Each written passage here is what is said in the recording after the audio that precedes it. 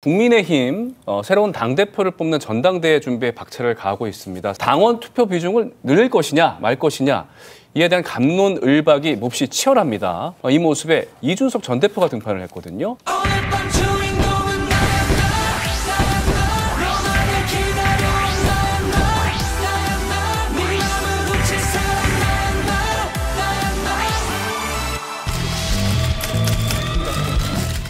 당의 대표를 뽑는 선거는 당원에게 오롯이 돌아가는 게 맞지 않는가 하는 여론이 상당히 많습니다.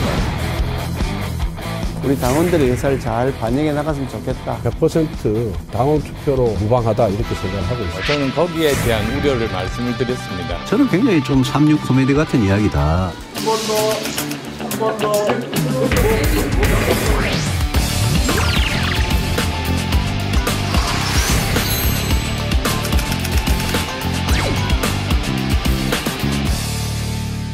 아유, 오랜만에 등판을 했네요.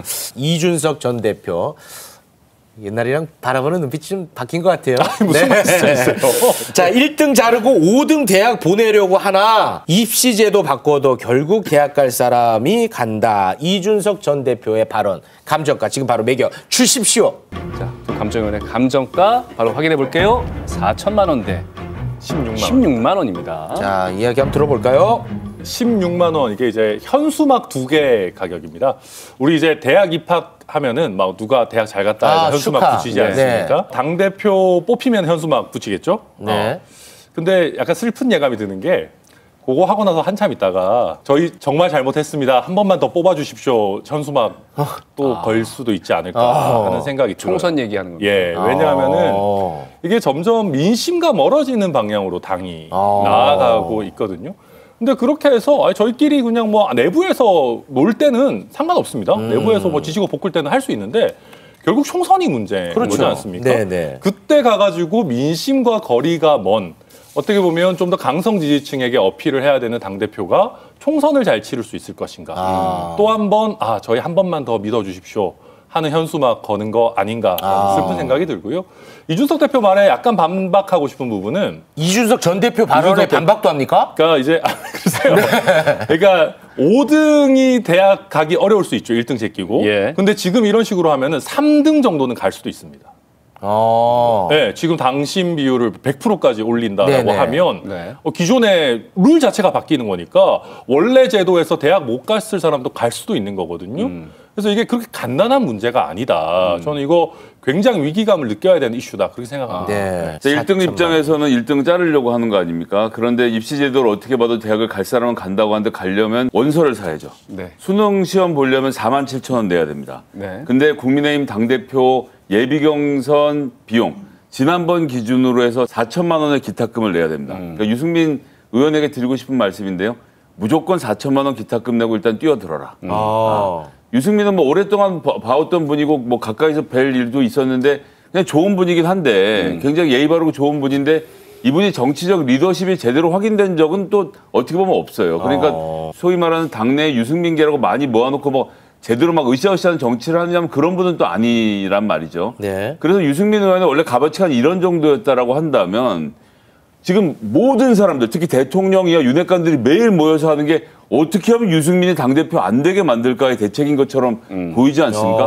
오죽하면 대통령이 100% 여론조사 하라는 얘기를 대통령이 한 얘기까지 지금 보도가 됩니까? 이러면 안 되거든요. 그렇게 세세한 룰까지 윤석열 대통령이 신경 쓰고 있다는 얘기는 유승민 의원을 라이벌로 생각한다는 이야기고. 그럼 체급을 많이 키워주는 거예요. 정치에서는요. 이 강자가 때렸을 때 죽지만 않으면 무조건 큽니다.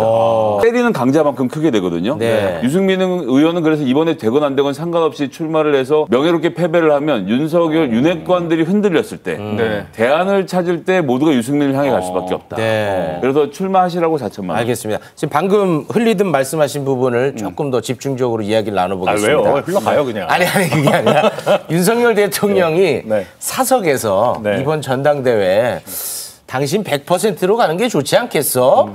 라고 말씀을 하셨다고 보도가 되고 있습니다. 근데 보도 때문인지 초재선 의원들이 당신 100%를 굉장히 강하게 또 주장을 하고 있어요. 이게 전략적으로 흘린 것 같아요. 전략적으로? 네. 저는 대통령의 언어를 이런 식으로 정치적으로 활용해 먹는 거 좋지 않다고 생각합니다.